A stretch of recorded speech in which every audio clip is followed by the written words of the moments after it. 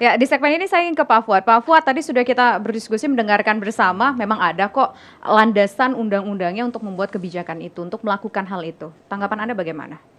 Begini, undang-undang ini memang seperti tadi, menggerogoti pasal 33 pelan-pelan begitu kan.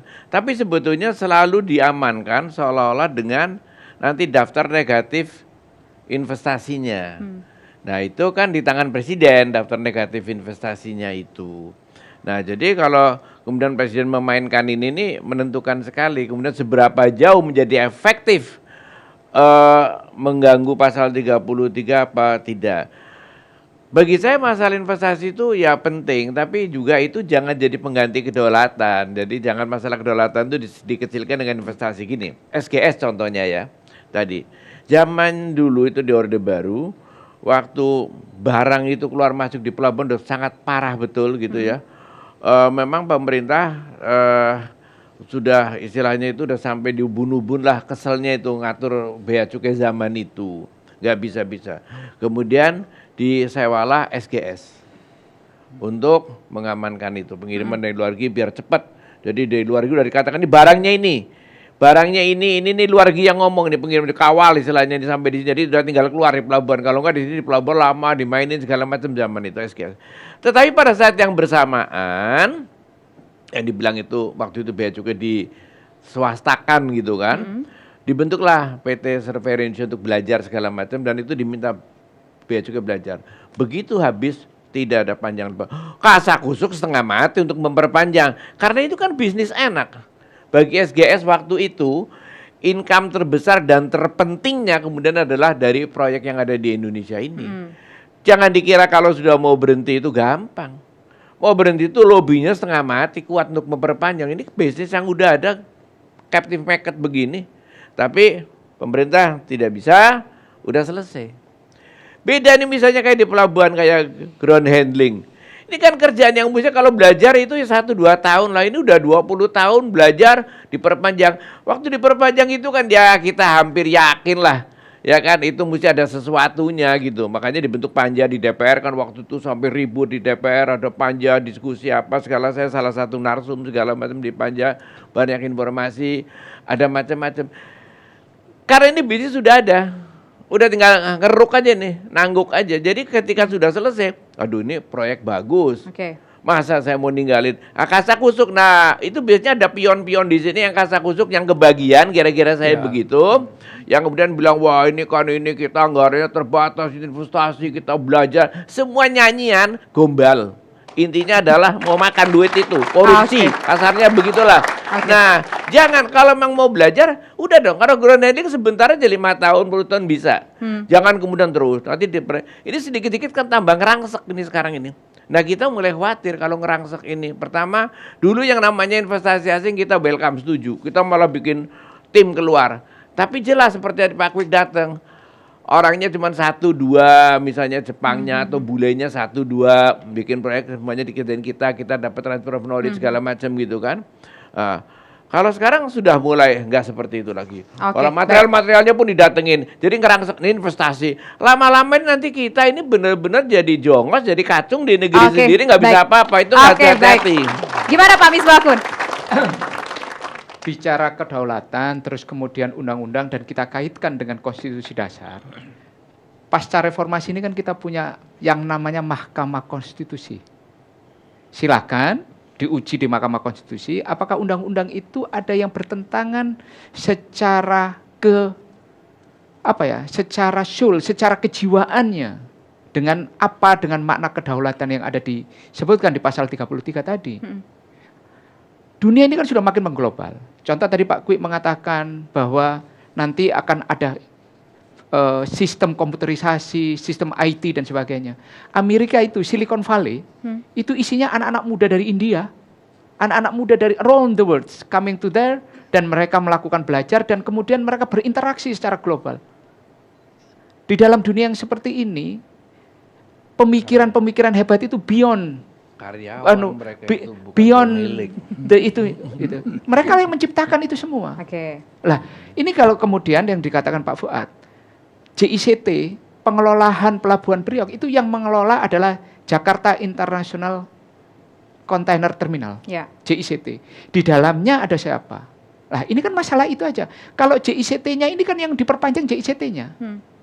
Jakarta Internet. Di sana ada Pelindo sebagai pemegang saham dan kemudian ada Hutchison Papua. Ini JICT-nya.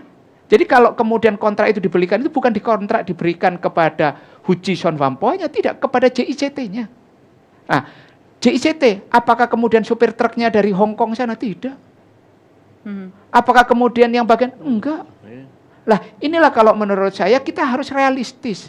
Jangan kemudian hal-hal yang seperti ini dijadikan isu nasional, seakan-akan kita sudah kehilangan isu. Kasihan orang-orang yang kerja sudah benar di BUMN, di pemerintahan, seakan-akan sudah tidak ada kerja yang benar buat mereka. Mereka bekerja seperti yang disampaikan oleh Pak Joko tadi.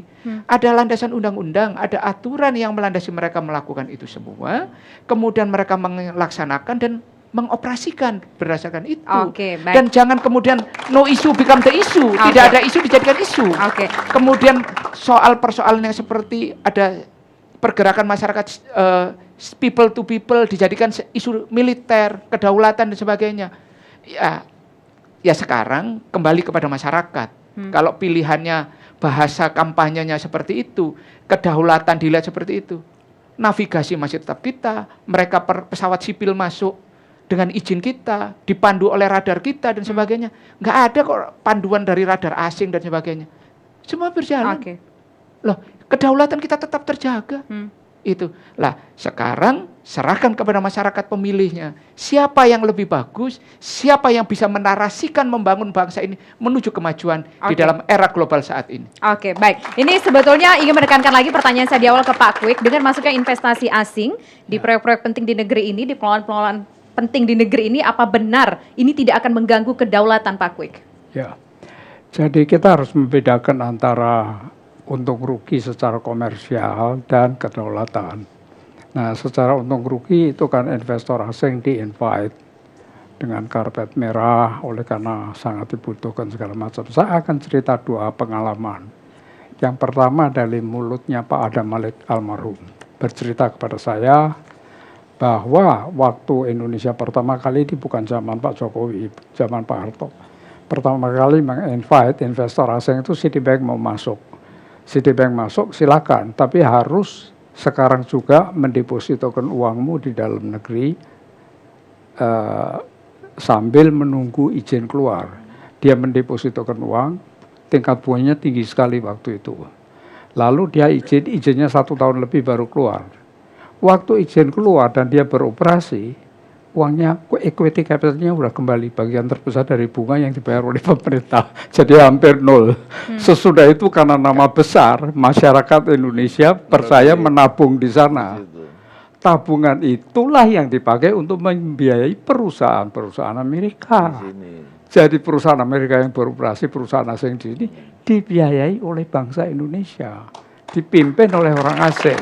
Nah, kemudian ini Pak Adam Malik, pengalaman saya sendiri, saya pedagang agen tunggal dari televisi ITT dan Grace ketika itu, lancar semua. Bank yang memberi kredit kepada saya adalah European Asian Bank yang sekarang menjadi Deutsche Bank. Itu tahu-tahu kan kontrak tapi kan evergreen. Kalau sudah habis kontraknya diperpanjang selama masih beres gitu kan. Loh ini kok saya tanya, ini kan beres, saya kan membayar bunga terus kan sehat terus.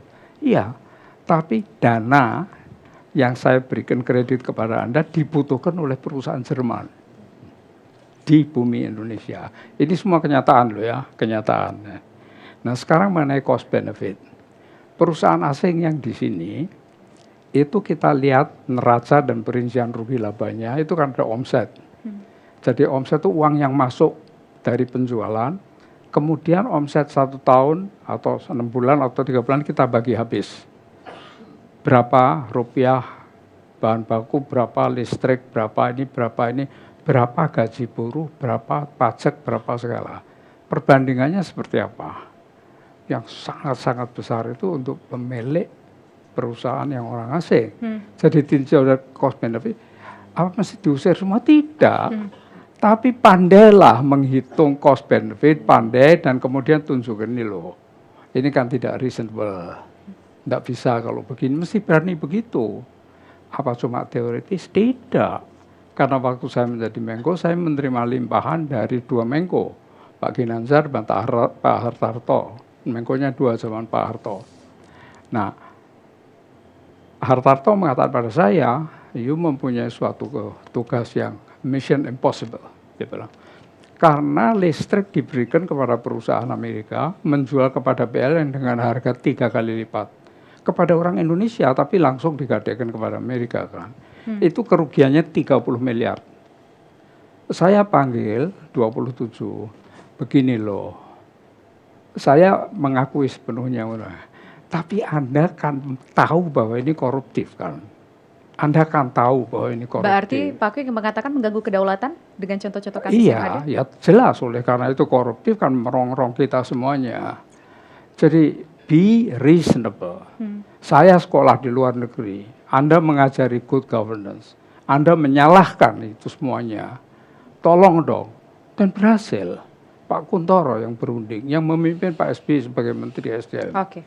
Jadi ada bukti, tapi sekarang ini yang saya amati, ya, itu tidak ada presiden kecuali Bung Karno dan Pak Harto kok.